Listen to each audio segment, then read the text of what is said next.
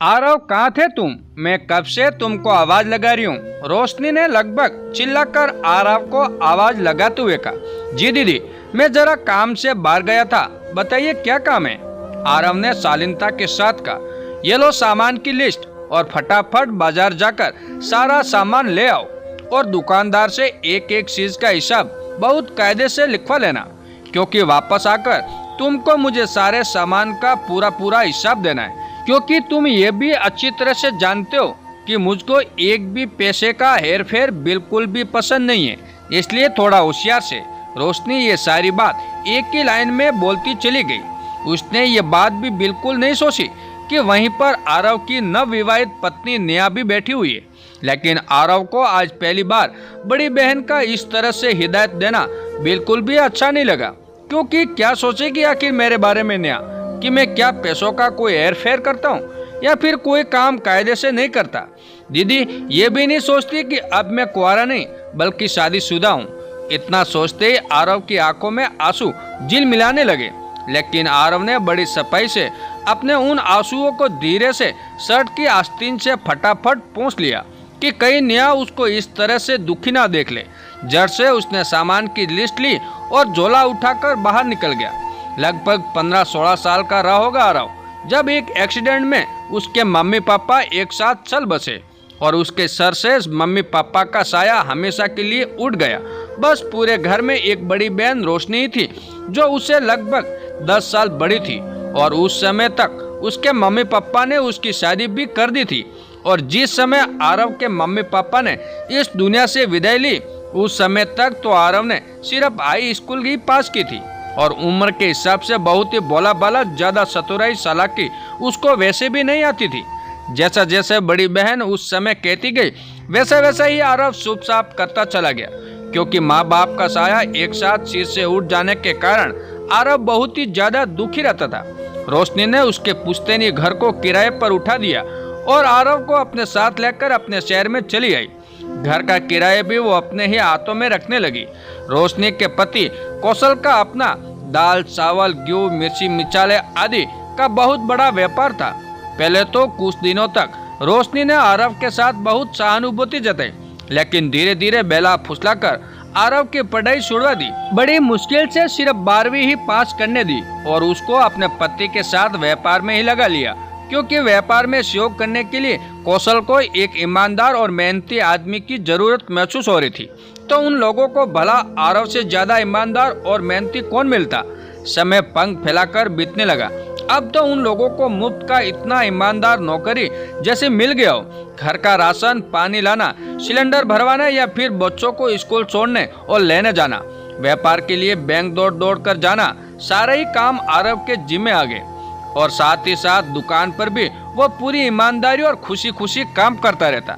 लेकिन आरव जब भी घर से रुपए लेकर सामान लेने के लिए बाजार जाता, रोशनी हर बार रुपए पैसों के लेन देन के बारे में हिदायत जरूर दे देती कि कहीं आरव कुछ रुपए पैसे सुरा ना ले। आरव वैसे तो मस्त मौला था, उसको कोई खास फर्क नहीं पड़ता था इन बातों से, लेकिन कभी कभी वो खुद को अपमानित भी महसूस करता कि बताओ, मैं जी जान से सारा काम करता हूँ, एक पैसा कभी भी इधर उधर नहीं करता, लेकिन दीदी अपनी बातों से मुझको एक बार चेतावनी जरूर दे देती है। उसको घर में रूखा सूखा और बच्चा कुसा जो भी खाना मिल जाता वो चुप चाप बिना कोई शिकायत किए खा लेता। और दीदी जीजा को अपने भगवान सम्मान मानता कि अगर दीदी जीजा हमको आश्रय न देते तो आखिर मेरा क्या होता, क्योंकि सतूर चालाक तो वो बिल्कुल नहीं था। जो जैसा बोलता वो सब काम कर देता। कौशल, मैं सोच रही हूँ ना कि आरव की शादी कर देती हूँ। एक दिन रोशनी ने कौशल के आगे प्रस्ताव रखा। रोशनी, पागल हो गई हो क्या तुम? अगर आरव की पत्नी समझदार और तेज तरार आ गई तो वह आरव को तुरंत यहाँ से लेकर फुर्र हो जाएगी और हम लोग हाथ मलते ही रह जाएंगे। फिर हम लोग को इतना अच्छा मुफ्त में काम करने वाला नौकर कहाँ मिलेगा जो सिर्फ 2 समय के खाने के बदले में इतना ज्यादा काम कर सके। कौशल ने रोशनी को समझाते हुए कहा, आप भी ना कुछ समझते ही नहीं। मैं आरव की पत्नी बहुत गरीब और सीधे साधे परिवार से लाऊंगी जो ज्यादा कुछ बोल ही ना सके। और फिर तुमको तो पता ही है कि घर का काम भी अब मुझसे नहीं होता है, तो घर के काम उससे करवाऊंगी और आरव तो तुम्हारे साथ जुटा हुआ ही है। जब उसकी पत्नी आ जाएगी तो झाड़ू पोछा और बर्तन वाली को भी धीरे धीरे से हटा दूंगी, तो उसके भी पैसे बचेंगे 100 अलग। रोशनी ने इतनी धीमे से फुसफुसाते हुए कहा कि कोई उसकी बात को सुन ना ले, क्योंकि ये बात तो वह भी जानती थी कि दीवारों के भी कान होते। खैर, रोशनी ने एक गरीब और सीधे साधे परिवार की सीधी सादी लड़की नेहा को देखकर आरव की शादी करा दी। नेहा को पाकर आरव की तो जैसे खुशी का कोई ठिकाना ही नहीं था, क्योंकि नेहा उससे बहुत ज्यादा प्यार करती थी। जिस आरव को ठंडा और बसा खुसा खाना मिलता था, अब उसको ताजा और गर्म खाना मिलने लग गया। जहाँ उसको ठंडी और बासी थर्मस में रखी चाय पीने को मिलती थी, वही अब उसको गर्मा गर्म ताजी चाय मिलने लगी। जहाँ वो अक्सर मेले कुचेले कपड़े पहनने नजर आता था, वही अब वो साफ सुथरे कपड़े पहने नजर आने लगा। अब यही सोच सोच कर वो बहुत खुश होता था कि चलो, मम्मी पापा के जाने के बाद कोई तो मुझको प्यार करने वाला आ गया।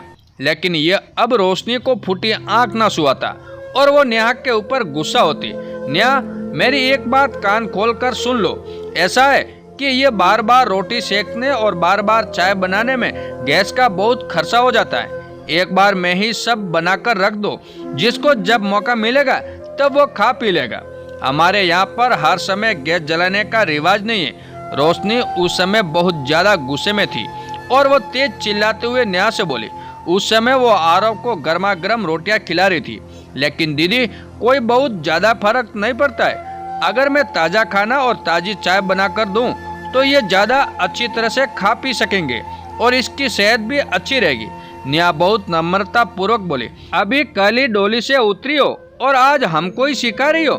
जैसे तो मुझको कोई समझ ही नहीं है। जितना कहती हूँ मैं तुमसे उतना ही करो बस। ये तो हमारा एहसान मानो जो हम उसको अपने साथ ले आए, वरना उसको कौन रखता, कौन खिलाता पिलाता, पड़ा होता किसी कोने में। रोशनी इतना कहकर अपने कमरे में चलेगी। उसने ये भी नहीं सोचा था कि वो ये सब अपने सगे छोटे भाई के लिए बोल रही है। नेहा की आंखों में भी नमी सी तैर गई। खैर, उस समय आरव भी एक ही रोटी खाकर उठ गया और खाना तो नेहा के मुंह में भी नहीं चला। इसी तरह से रोज किसी न किसी बात पर त्रस्त होते हुए दोनों पति पत्नी रोकर सो जाते। जो बातें पहले आरव बेफिक्र होकर सुन लेता था, अब कहीं न कहीं वो बातें दिल में दर्द देने लगी, क्योंकि अभी तक तो वो सिर्फ अपना ही अपमान सहन कर रहा था और अब पत्नी के भी अपमान का घूंट पीना पड़ रहा था।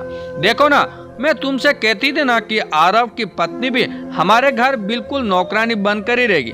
वही हो रहा है ना। मैं तो बिल्कुल ठाठ से रहती हूँ ना, किसी बात की जिम्मेदारी ना ही कोई टेंशन। तुम बेकार ही डर रहे थे।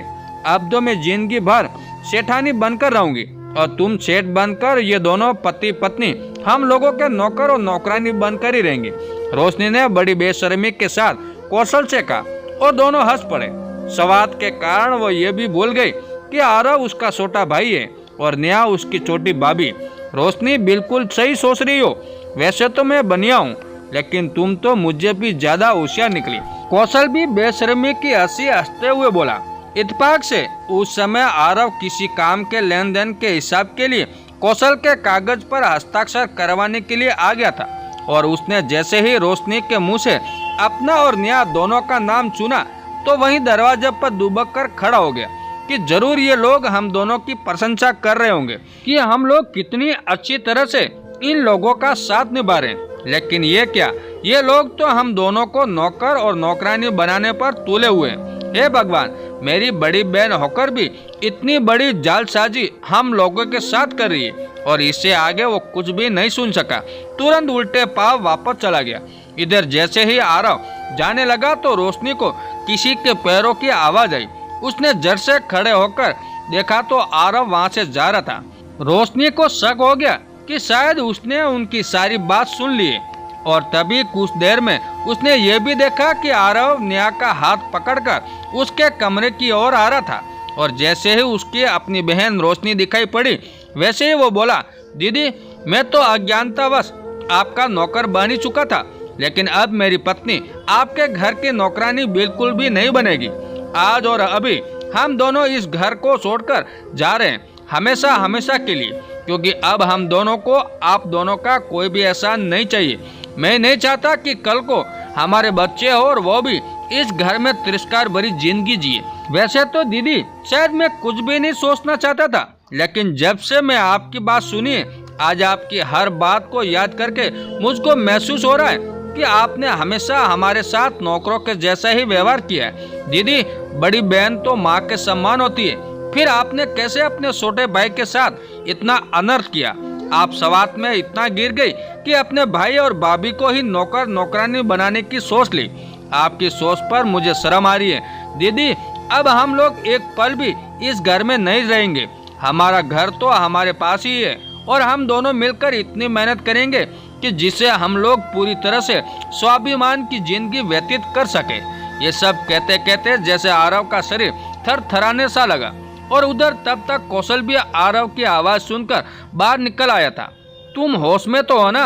अब एक तो हम लोगों ने तुम्हारे ऊपर एहसान किया और तुम बदले में हम लोगों को आंखें दिखा रहे हो। आरव रिश्ते की मर्यादा भूलकर चिल्लाते हुए बोला, जीजाजी ये तो आप भी खुद अच्छी तरह से जानते हैं कि आप लोगों ने एहसान किया था या एहसान फरामोशी की, लेकिन अब मेरी आंखों के आगे बड़ा पर्दा हमेशा हमेशा के लिए हट गया है। आरव रोते हुए बोला, अरे आरव तुम शायद गलत समझ रहे हो, ऐसा कुछ भी नहीं है। तुम लोग आराम से इस घर में रहो, तुम लोगों को कोई भी दिक्कत नहीं होगी। रोशनी शब्दों में मिठास घोलते हुए बोली, क्योंकि अब तो बाजी पलट गई थी। एक साथ एक घर और एक दुकान संभालने वाले चले जा रहे थे। नहीं दीदी अब मैं सब कुछ समझ गया हूँ। मेरी आंखें पर पड़ा पर्दा हमेशा के लिए हट गया है।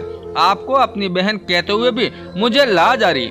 और आरव नेहा का हाथ पकड़कर घर से बाहर निकल गया। रोशनी और कौशल उन दोनों को जाते हुए चुपचाप देखते रहे, क्योंकि अब पछताए होत का जब सीढ़ियाँ सूख गई खेत। ऐसे लोगों के साथ ऐसा ही होना चाहिए था। ये रिश्ता के नाम पर एक कलंक है। दोस्तों ये कहानी आपको कैसी लगी कमेंट करके जरूर बताएं और हमारे चैनल पे नए हो तो हमारे चैनल को सब्सक्राइब जरूर कीजिएगा। धन्यवाद दोस्तों।